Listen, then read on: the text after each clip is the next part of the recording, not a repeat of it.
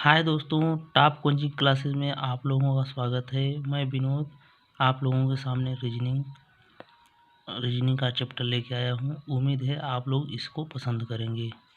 इसमें सबसे पहले मैंने कोडिंग डिकोडिंग चैप्टर को लिया है।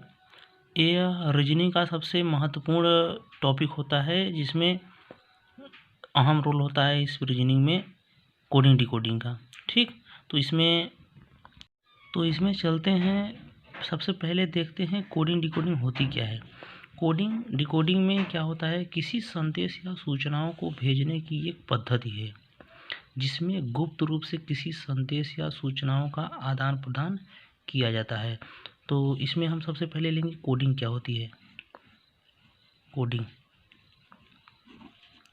कोडिंग में क्या होता है, कोई अर्थपूर्ण शब्द होता है, कोई अर्थपूर्ण शब्द या अक्षर इसको क्या होता है, किसी विशेष नियम के अनुसार कोई अर्थपूर्ण अर्थविहीन शब्द या अक्षर में परिवर्तित किया जाता है। कोडिंग में क्या होता है, अर्थपूर्ण शब्द होता है, उसको किसी विशेष नियम के अनुसार अर्थविहीन शब्द या अक्षर में परिवर्तित किया जाता है। ठीक, तो जैसे इसको कोडिंग को और क्या हम बोल सकते हैं। कोडिंग का अन्य नाम क्या होता है, एक होता है संकेतबद्धता।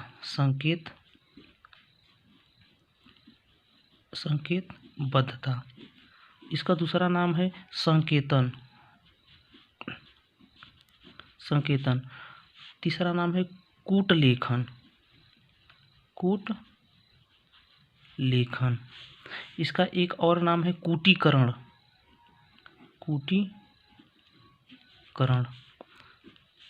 इसको कूटन भी कहते हैं। यह सब कोडिंग के ही नाम होते हैं। कोडिंग को हम संकेतबद्धता, संकेतन, कूटलेखन, कूटीकरण, कूटन अन्य नामों से भी जानते हैं।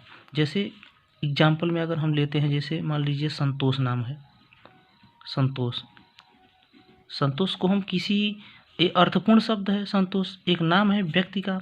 कोई अर्थविहीन शब्द में इसको जैसे हम लिख सकते हैं TZMGLSH। इसको हम किसी विशेष नियम के अनुसार इस शब्द में हम उसको चेंज कर दिए हैं। ठीक, अब चलते हैं डिकोडिंग क्या होती है। डिकोडिंग क्या होती है। डिकोडिंग में क्या होता है, कोई अर्थविहीन शब्द होता है, अर्थविहीन शब्द या अक्षर। इसको हम अर्थविहीन शब्द होता है, इसको हम अर्थपूर्ण शब्द या अक्षर में परिवर्तित करते हैं। ठीक, डिकोडिंग में क्या होती है, कोई अर्थविहीन शब्द होता है, उसको हम किसी विशेष नियम के अनुसार अर्थपूर्ण शब्द या अक्षर में परिवर्तित करते हैं। जैसे एग्जाम्पल के तौर पे हम लेते हैं, जैसे मान लीजिए कोई चीज़ लिखा है WFITVHS। इसको किसी विशेष नियम के अनुसार, ये देखिए अर्थविहीन शब्द है, इसका कोई मतलब नहीं होता है, लेकिन इसको किसी विशेष नियम के अनुसार हम चेंज कर सकते हैं। जैसे DURGESH। इसमें कोई ये अर्थविहीन शब्द है, इसका कोई अर्थ नहीं होता है, लेकिन यह किसी विशेष नियम के अनुसार चेंज करने पर यह दुर्गेश के रूप में लिखा गया है। ये अर्थपूर्ण शब्द है। दुर्गेश एक व्यक्ति का नाम है। ठीक, तो दोस्तों कोडिंग डिकोडिंग में जो प्रश्न होते हैं उनको हल करते समय निम्न बातों पर अवश्य ध्यान देना चाहिए कि इसमें अंग्रेजी वर्णमाला के सभी अक्षरों के क्रमांकित मान को आगे तथा पीछे दोनों क्रम में याद रखना चाहिए। इनका ABCD जो होता है उनको दोनों क्रम में आपको याद रहने चाहिए। तो दोस्तों कोडिंग और डिकोडिंग के प्रश्नों को हल करते समय निम्न बातों पर ध्यान देना बहुत आवश्यक है। जैसे अंग्रेजी वर्णमाला के सभी अक्षरों के क्रमांकित मान को आगे तथा पीछे दोनों क्रम में याद रखने चाहिए। ए से जेड तक के व्यवस्थित क्रम को अंग्रेजी वर्णमाला कहते हैं।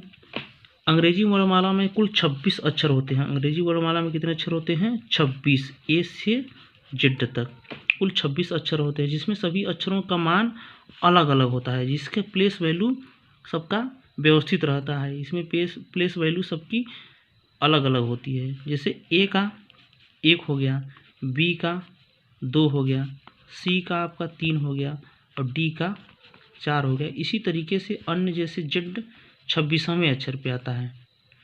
तो इसमें सब ABCD जितने भी होते हैं सबकी अलग अलग प्लेस वैल्यू होती है। तो आज हम इसको देख लेते हैं। तो दोस्तों ये देखिए, मैंने ABCD को A से Z तक व्यवस्थित क्रम में लगा दिए हैं। इसमें देखिए A जो मेरा होता है पहले नंबर पे होता है, B जो होता है दूसरे नंबर पे होता है, C तीसरे नंबर पे। इसी तरीके से सभी यहाँ पे देखिए सभी अरेंजमेंट हुए हैं। Z 26वें नंबर पे। कुल अल्फ़ाबेट 26 अक्षर होते हैं, तो सबका एक प्लेस वैल्यू अलग अलग होती है। ठीक, तो इसमें अब देखिए यहाँ यम तक, इसमें यम तक जो 13वां नंबर तक होता है, इसमें इसको प्रथम अर्धांश बोलते हैं। ठीक, और इसमें जो यन के बाद के सभी अक्षर होते हैं, इसमें सभी अक्षर द्वितीय अर्धांश बोलते हैं। तो इसमें सबकी देखिए प्लेस वैल्यू अलग अलग होती है। इनको कैसे याद रखेंगे? तो एक फार्मूला होता है ई जो टी। तो ई जो टी में क्या होता है? ई जो होता है 5वें नंबर पे होता है, और जे जो होता है 10वें नंबर पे, ओ 15 नंबर पे, टी 20 पे, वाई 25 पे होता है। तो एक माध्यम है, ई जो टी के माध्यम से हम ABCD के प्लेस वैल्यू को थोड़ा बहुत याद कर सकते हैं। तो इसके आगे पीछे जाएंगे तो हमको और वैल्यू का मान याद हो जाएंगे। जैसे अगर ई लिखा है, ई 5वें नंबर पर होता है, ई के थोड़ा पीछे आएंगे तो 4 होगा, तो चौथे नंबर पर डी होता है, और ई के थोड़ा एक आगे बढ़ेंगे तो एफ होता है, एफ का 6 नंबर पर होता है। तो हमको एक तरह से आइडिया मालूम हो जाता है कि ईजोटी के माध्यम से हम कुछ वर्डों को याद रख सकते हैं। तो जैसे अंग्रेजी वर्णमाला में अगर पूछे कोई कि अंग्रेजी वर्णमाला में बाएं से, अगर कोई पूछ ले बाएं से 22वां अक्षर क्या होता है, 22वां अक्षर कोई पूछ ले कौन सा वर्ड होगा, तो हम कैसे ज्ञात करेंगे इसको? जैसे 20 पे होता है, टी होता है 20 पे, तो इसमें हम 2 जोड़ेंगे, टी यू भी, तो भी आएगा। तो भी कितने नंबर पे होता है? 22 नंबर पे। इसी तरीके से अन्य वैल्यू भी याद कर सकते हैं। मान लीजिए जैसे क्यू को निकालना हो, तो क्यू को निकालने के लिए हमको ओ प्लस 2, तो ओ 15 नंबर पे होता है, प्लस इसमें 2 करेंगे 17 नंबर, 17 नंबर पे कौन होता है? क्यू। इसी तरीके से सभी का मान निकाला जाता है। तो चलिए चलते हैं।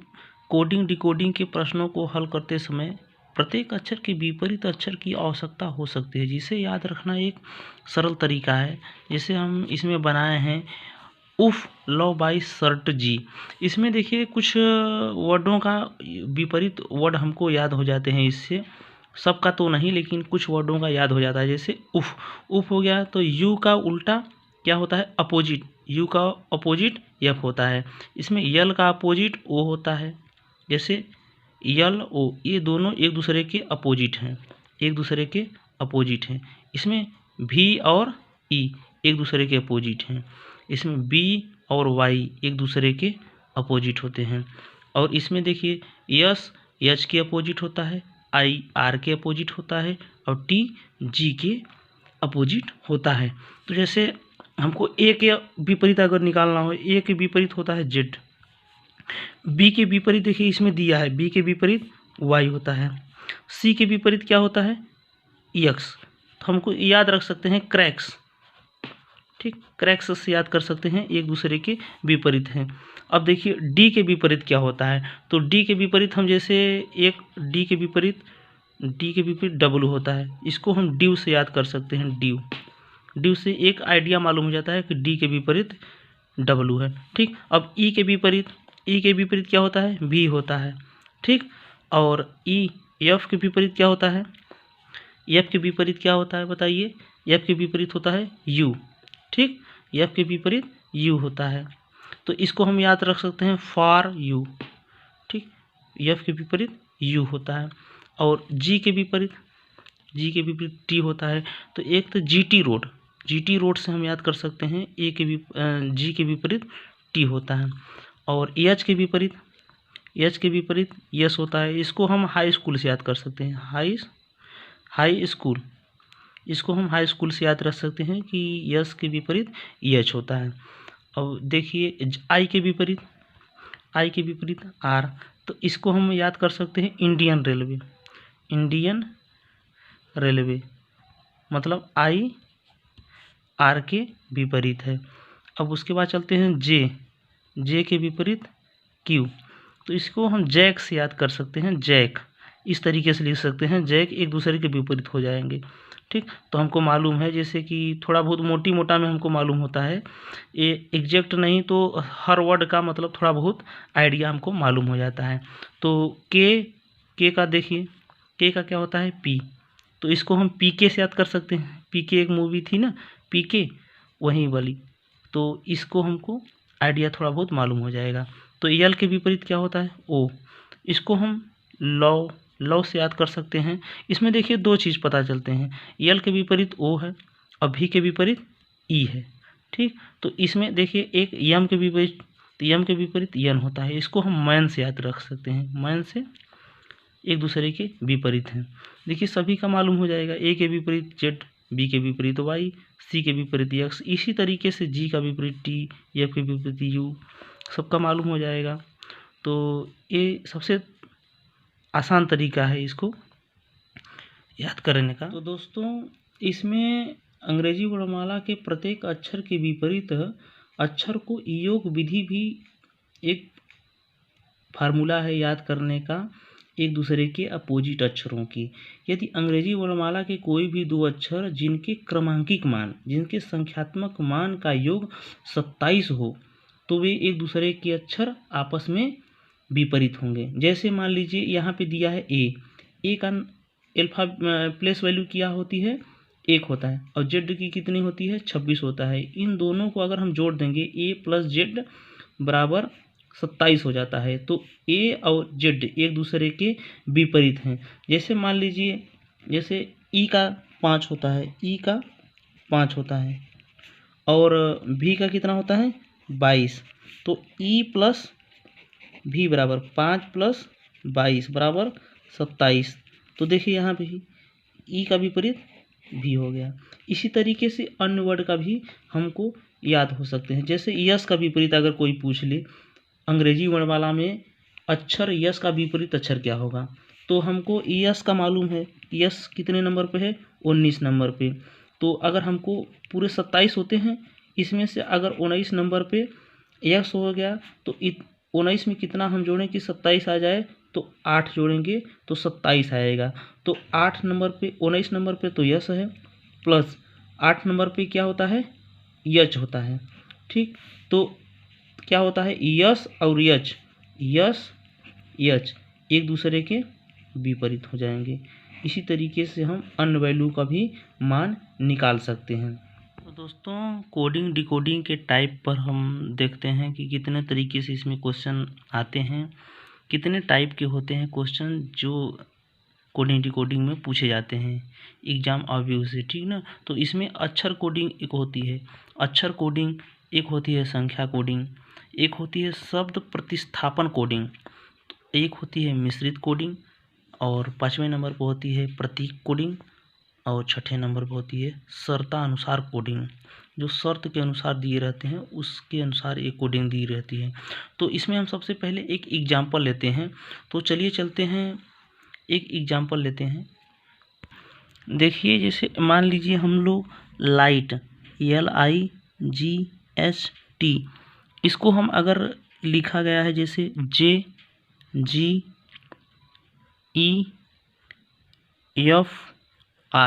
तो इसमें देखिए यल कितने नंबर पर होता है, यल होता है 12 नंबर पे। आई कितने नंबर पर होता है 9 नंबर पे। जे कितने नंबर पे होता है 7 नंबर पे। एच 8 नंबर पे। आई 9 नंबर पे होता है। इसमें जे कितने पे होता है 10 नंबर पे। जी होता है 7 नंबर पे, ई होता है 5 नंबर पे, एफ होता है 6 नंबर पे, आर होता है 18वें नंबर पे। तो इसमें देखिए 12 से 10 हुए हैं, मतलब 2 का बढ़ोतरी हुई है। 9 से 7 हुए हैं, इसमें -2 हुआ है। 7 से 5 हुआ है, इसमें भी -2 हुआ है। ये 8 से 6 हुआ है, इसमें भी -2 हुआ है। और 9 से ये 9 ये नहीं टी है, ये टी है। 9 से टी 20 नंबर पे होगा तब, तो ये 20 से 18 हुआ है, -2 हुआ है। तो इसमें देखिए 12 से 10 इसमें -2 हुआ है दोस्तों, सॉरी इसमें -2 हुआ है। 12 से 10 इसमें -2 हुआ है। तो जैसे मान लीजिए अगर हमको लिखना हो 60 का कोडिंग, SHORT, तो एस कितने नंबर पे होता है? 19 नंबर पे, एच 8 नंबर पे, ओ होता है 15 नंबर पे, आर होता है 18 नंबर पे, टी होता है 20 नंबर पे। तो हमको सब में -2 करना है, सब में -2 करना है। तो सब में -2 करेंगे तो 19 में से 2 जाएगा 17, 8 में से 2 गए, 8 में से 2 गया 6 बचेगा, 15 में से 2 गया तो 13 बचेगा, 18 में से 2 गया 16, 20 में से 2 गए 18। तो 17 नंबर पे कौन आता है? क्यू आता है। और 6 नंबर पे एफ आता है। और 13 नंबर पे एम आता है। इसमें पी आएगा और इसमें आर आएगा। इसी तरीके से देखिए इसमें 2 का माइनस सभी में -2 हुआ है। तो ये तो माइनस पे आधारित क्वेश्चन होंगे। और कहीं कहीं क्वेश्चन पूछता है जैसे प्लस तो होंगे, इंक्रीजिंग आर्डर में दिया हुआ रहेगा। तो हम अगला उदाहरण देखते हैं।